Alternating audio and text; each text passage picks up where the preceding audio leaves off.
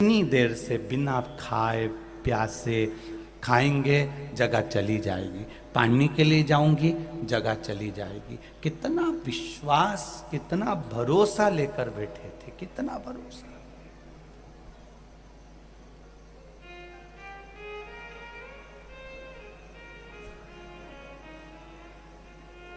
एक लक्ष्य निश्चित करा अपने भगवान को पाने का, और ये निश्चितता है कि भगवान उस लक्ष्य तक आपको पहुंचाएगा जरूर।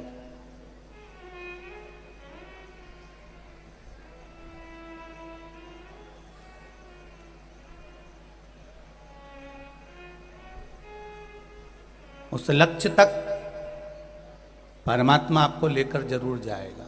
और यही गंभीरता है। समुद्र का जल, नदी का जल, खड्डे का जल, इन सारे जलों में सर्वश्रेष्ठ जल वो जो कुआं होता है ना, उस कुएं में एक श्रेष्ठता होती है कि कुएं का जल हिलोरे नहीं मारता। आपके गांव में भी कुआं होगा जीजियों, जितनी भी मेरी माएँ बैठी हैं, जितनी मेरी बेटियां बहनें बैठी हुई हैं, मेरी माताएं बैठी हुई हैं, जितने मेरे भाई बैठे हुए हैं, आपने देखा होगा कुएं का जल कभी हिलोरे नहीं मारता।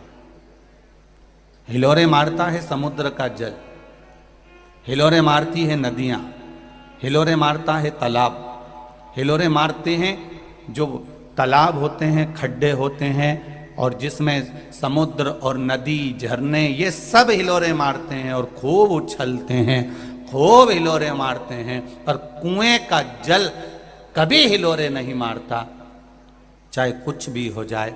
क्योंकि कुएं के जल में एक बात होती है, कुएं को खोदने से पहले नीचे इतनी चोट दी जाती है, इतनी चोट दी जाती है, इतने बम ब्लास्ट अंदर करे जाते हैं, इतनी ब्लास्टिंग करी जाती है, और इतने पत्थरों को फोड़ा जाता है, नीचे इतना उसको उखाड़ा जाता है, नीचे इतनी चोट दी जाती है कि कुआं अंदर से इतना चोट खाया हुआ होता है कि कुआं फिर वो हिलोरे मारना भूल जाता है, क्योंकि अंदर उसके इतनी चोट पड़ी होती है कि वो शांति की जिंदगी जीना पसंद करता है।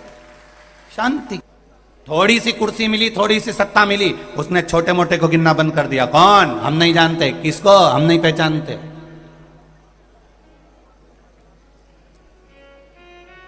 आपने कह दिया हम नहीं जानते, तो ये एक बार तो तुमको दे देगा, एक बार तो तुम्हें कुर्सी पे बिठा देगा, अगली बार जब तुम इसके पास जाओगे तो वो भी कह देगा हम भी नहीं जानते, तुम कौन हो, हम भी नहीं पहचानते। जो दूसरी जगह से लेकर आता है, समुद्र के पास में जल दूसरी जगह से आ रहा है, इसलिए बहुत हिलोरे मारता है वो। तालाब हिलोरे मारता है क्योंकि जल दूसरी जगह से आ रहा है, नदियां हिलोरे मारती हैं क्योंकि जल दूसरी जगह से आ रहा है, झरने हिलोरे मारते हैं क्योंकि दूसरी जगह से जल आ रहा है। पर कुएं का जल अपना खुद का है, इसलिए स्थिरता, उसमें नम्रता, उसके जल में हिलोरता नहीं होती, वो एकदम गंभीर, एकदम आनंद में रहता है। जिसके पास अभी अभी आया होता है वो सारी दुनिया में डोंडी पीट कर दिखाता है, और जिसके पास में पहले से रहता है वो एकदम दिखता ही नहीं है कि ये सेठ है, दिखता ही नहीं कि इसमें कुछ भरा होगा, दिखता ही नहीं कि इसमें तो बस सहजता है, नम्रता है, एक आनंदता है। जिसमें ज्ञान का बल बड़ा होता है, जिसमें बुद्धि की गहराई होती है, ज्ञान की जिसमें गहराई होती है, वो कभी उछलता ही नहीं।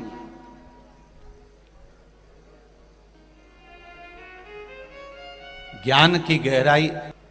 मंदसौर आने से पहले जो जनमानस में भ्रम फैला था, ये मंदसौर के फैलाने वाले नहीं थे, क्योंकि मेरे मंदसौर को मैंने अपनी जिंदगी में शुरू से देखा है, ये तो कोई दूसरे का फैलाया हुआ है। मेरा मंदसौर ऐसा नहीं है। वो कोठारी जी के शब्द में, कोठारी जी आपको धन्यवाद दूंगा अगर आप सुन रहे होगे, जहां भी बैठे हो। आपकी जो पत्र है, 2 पेज का आपने पत्र लिखा, उसमें आपने काव्यत्य के को लिखा, और बड़ा सुंदर सुंदर बात आपने उसमें।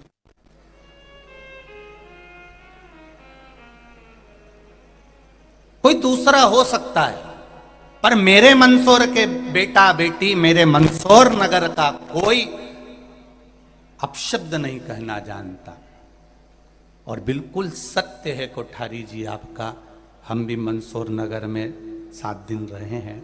एक चीज हम भी कहना चाहेंगे कि घर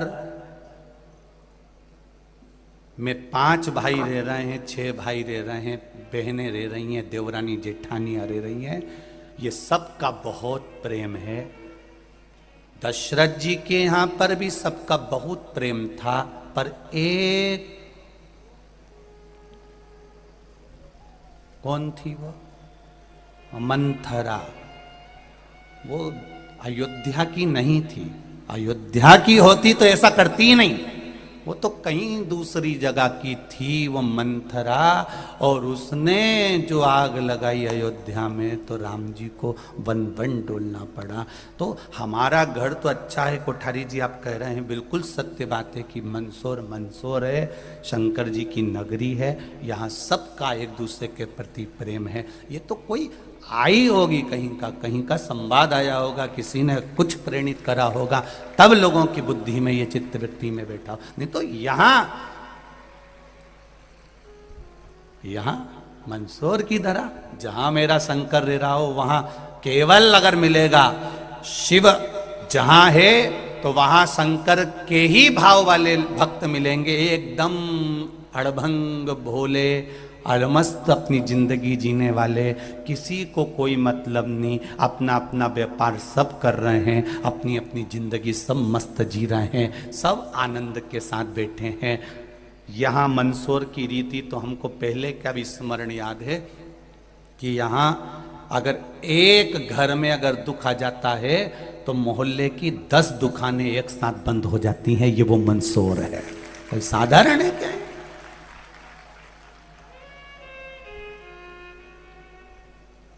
एक सहजता का विषय, एक आनंदता का विषय। शिव क्या देता है ये हम ये नहीं कह सकते कि शंकर क्या देता है। शंकर जब देता है तब आपको मालूम पड़ता है कि शिव जी ने क्या दिया। एक पत्र आया है कि मेरे घर में 2 बेटियां हुई, एक बेटी की उम्र 18 साल थी और दूसरी बेटी की उम्र 14 साल थी। मेरी दृढ़ता, आपका भरोसा,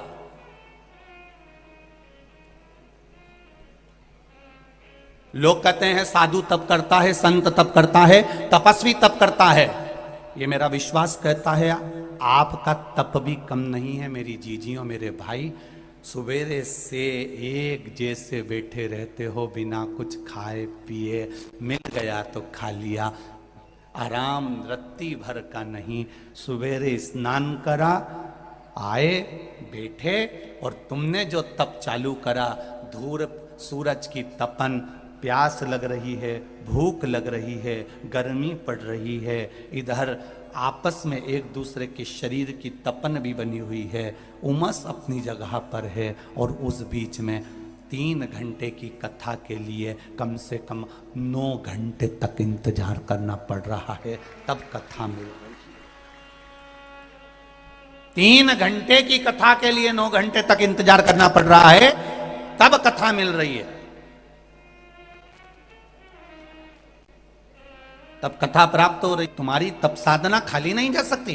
तुम ये नवरात्र में बैठकर यहाँ तप ही तो कर रहे हो, ये नवरात्र में बैठकर तुम साधना ही तो कर रहे हो, ये नवरात्र में बैठकर कथा के लिए इंतजार ही तो कर रहे हो, परमात्मा को पाने के लिए। यहाँ कुछ भी नहीं है इसके सिवाय, कुछ भी नहीं।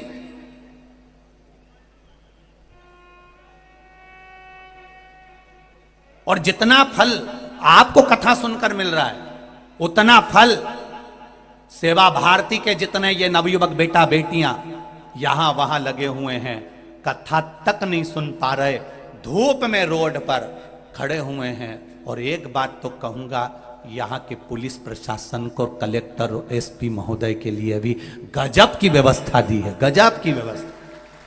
यहाँ के कलेक्टर महोदय, एसपी महोदय को भी, आदरणीय एसपी डीएसपी सारे महोदयों को, टीआई आदि सबको कहूंगा कि गजब की व्यवस्था आपकी और गजब का कंट्रोल आपका। बहुत बहुत साधुवादता है, बहुत साधा सा, बहुत साधा। इतनी अपार जन समुदाय को साधना बहुत कठिन बात है भाई, बहुत कठिन बात। कितना साधा, लक्ष्य मिलेगा ये निश्चित है। कुएं का पानी हिलोरे नहीं मारता क्योंकि वो अंदर से चोट बहुत खाया हुआ होता है। उसी तरह जो मनुष्य भीतर से बहुत चोट खाया हुआ होता है वो संसार में फिर उछलता नहीं, उसके भीतर ज्ञान की गंभीरता होती चली जाती है, ज्ञान की गंभीरता होती चली जाती।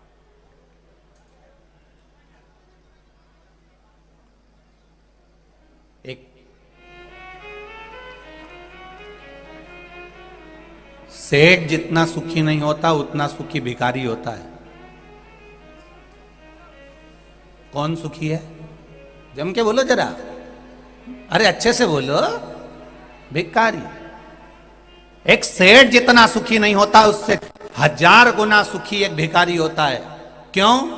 भिखारी 100 घर से मांगकर खाता है और सेठ दिन भर कमाता है तो भी अपना टिफिन सही से खा नहीं पाता है।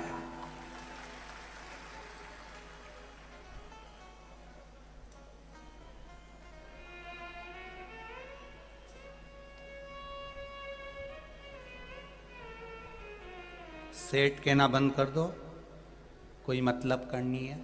जब तुम प्रेम से 2 रोटी सही से नहीं खा पा रहे हो, खाते समय भी मोबाइल हेडफोन लगा हुआ है, धर्म पत्नी के मुख से एक बार भी नहीं निकलता कि तुम अच्छे से रोटी खाओ, ये सब काम बाद में होता रहेगा। धर्म पत्नी का लक्षण है कि वो एक बार अपने पति को भोजन की थाली पर टोक दे कि स्वामी आप भोजन अच्छे से करिए, ये सब बात बाद में होती रहेगी। आप किसके लिए इतनी मेहनत कर रहे हो? 24 घंटे तो लगे रहते हो, कम से कम आप थोड़ा सा भोजन अच्छे से करो, कम से कम बीपी शुगर या ये शरीर में रोग तो नहीं आएगा।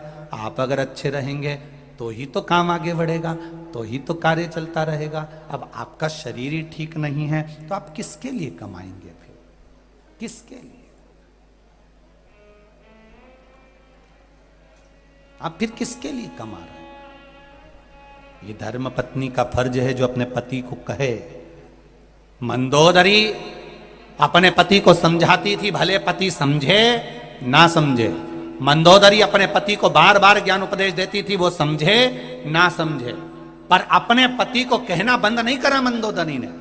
एक पत्नी वो होती है, अगर पति चिल्ला के दौड़ जाए, पति कुछ बोल दे तो पत्नी बोलना बंद कर देती है, फिर बोलती ही नहीं, मैं काय को बोलूं, मुझे क्या करना, अच्छा है जाओ तुम। तो नहीं, तुम धर्म पत्नी हो, तुम्हारा फर्ज है।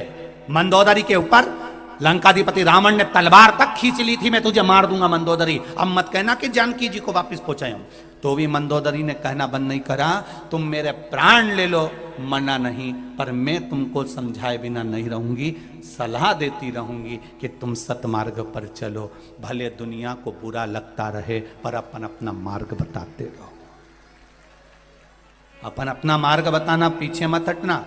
कई लोगों को बुरा लगता होगा, सियोर वाला महाराज ये बोल देता है, वो बोल देता है, पर निवेदन है, जब मंदोदरी अपना काम नहीं छोड़ रही तो सियोर वाला महाराज अपना काम कैसे छोड़ सकता है? कैसे छोड़ दे? वो सतमार्ग पर लाना, ले जाना, सतमार्ग की ओर प्रेरित करना, सतमार्ग की ओर आगे बढ़ाना। भले दुनिया के लोग अपशब्द कहें, ताने दे, गालियां दे, आड़ा टेढ़ा बोलते रहे, पर आप अपनी मस्ती में मंदोदरी जैसा जीवन। मंदोदरी कोई सहज नहीं थी, बड़ी विद्वानों में विद्वान, सप्त ऋषियों ने अपना ज्ञान मंदोदरी को दे रखा था, इसलिए मंदोदरी रावण जैसे विद्वान को समझाती थी। विद्वान और विद्यावान दोनों में अंतर है। रावण के आगे लिखा रहता था विद्वान और हनुमान जी के आगे लिखा रहता था विद्यावान गुणी अति चातुर।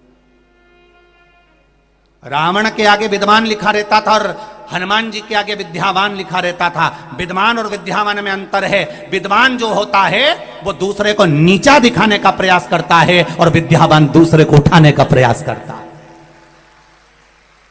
विद्वान और विद्यावान में अंतर है। कई लोग बड़े बड़े अपने अपने सिंहासन पर बैठ जाएंगे, ऊंचे ऊंचे पद पर बैठ जाएंगे, हम विद्वान हैं, हमारे पास में वेद और शास्त्रों का ज्ञान है। तुम विद्वान तो बन गए रावण जैसे, पर दूसरे को गिराना जानते हो। और मेरा हनुमान जिनके आगे लिखा है विद्यावान गुणी अति चातुर, वो विद्यावान है, इसलिए लक्ष्मण मूर्छित भी हो गए तो रात भर में जड़ी बूटी ढूंढ कर उठाने का प्रयास करते हैं, वो विद्यावान हो गए। तुम्हारी विद्वत्ता वो किसी काम की नहीं अगर दूसरे को नीचे गिरा रहे हो, तुम्हारा विद्वत्पन वो किसी काम का नहीं अगर दूसरे को नीचा दिखा रहे हो, तुम्हारी विद्वत्ता वो किसी काम की नहीं जो दूसरे पर उंगली उठा रहे हो। तो विद्वान और विद्यावान में अंतर है। विद्वान लंकाधिपति रावण है जो दूसरे को हमेशा नीचा दिखाता है। मंदोदरी तो मुझे जानती नहीं है, विभीषण को लात मारकर निकाल दिया, सग्गा भाई था। अगर इतना बड़ा विद्वान था तो यह सोचना था कि मेरा भाई कहां जाएगा, मेरा भाई कितनी ठोकर खाएगा, मेरे भाई को कहां कहां जाना पड़ेगा। तो विद्वान है ना, इतना बड़ा विद्वान बनता है तो अपने भाई को लात मारकर क्यों निकाल दिया। मेरे बराबर कोई नहीं, मैं दशानंद, मैं बड़ा विद्वान हूं। विद्वान दूसरे को नीचे नहीं दिखाता, भरी सभा में अपने भाई को लात नहीं मारता। और देखो विद्यावान का लक्षण कि वो विभीषण जब हनुमान जी के उस राम जी की शरणागति में मेरे राघव जी की पहुंचा तो किसी ने कुछ नहीं बोला। हनुमान जी ने कहा, क्योंकि विद्यावान थे तो उन्होंने कहा नहीं सरकार, इनको रख लीजिए क्योंकि ये विभीषण हैं, इनके दरवाजे पर तुलसी का क्यारा है, इसको आप अपनी सेना में रख लीजिए। ये विद्यावान गुणी अति चातुर।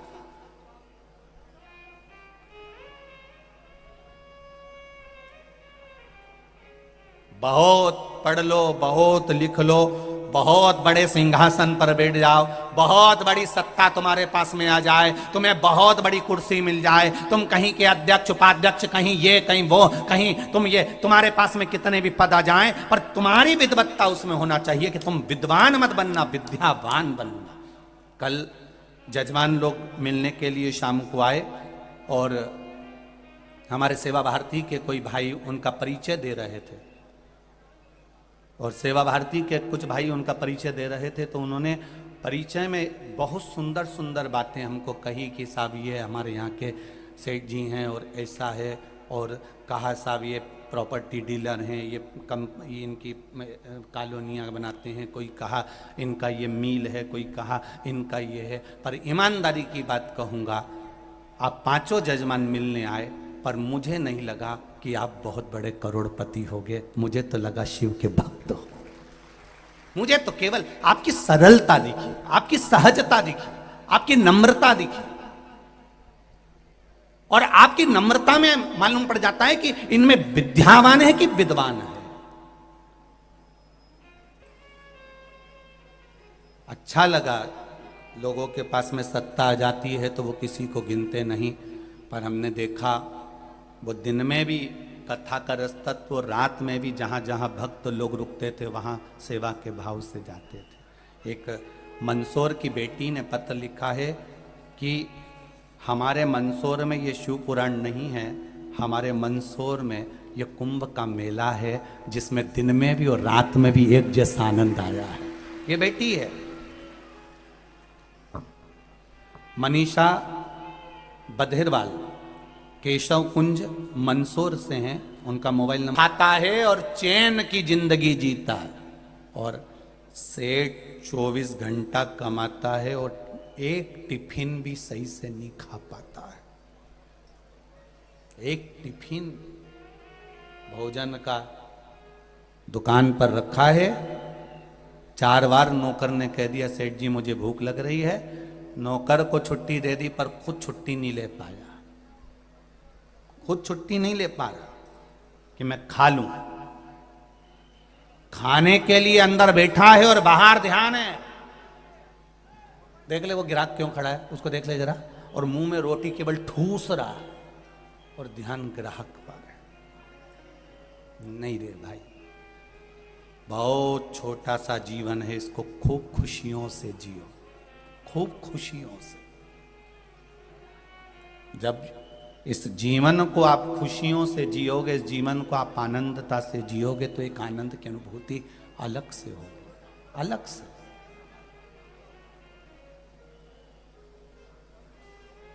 कमाओ, खूब कमाओ।